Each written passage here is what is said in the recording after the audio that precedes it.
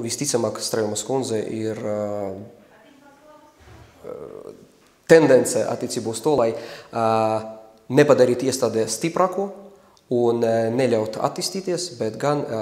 iespēju dot šo funkciju sadrumstalot. Protams, es nevaru jums tagad jau detaļas pateikt, jo man nav zināms, kas ir tajā ziņojuma, kas ir iekšlietu ministrijas,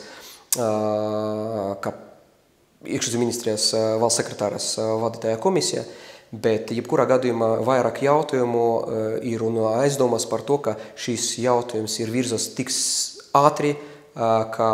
dot man pamatu uzskatīt, ka šeit ir vienkārši virziens attiecībā uz iestādes, teiksim tā, likvidāciju, reorganizāciju un tā tālāk. Jo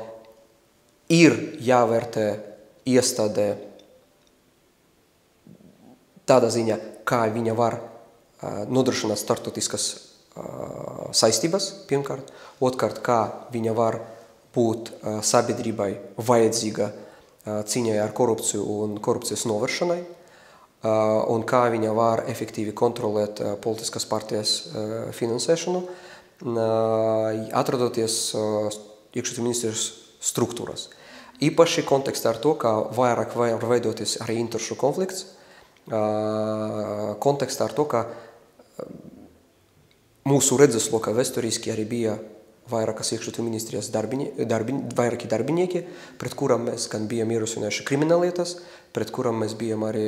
veikuši administratīvu pārkāpumu lietvedību, un arī minētas personas bija arī sodītas no mūsu puses.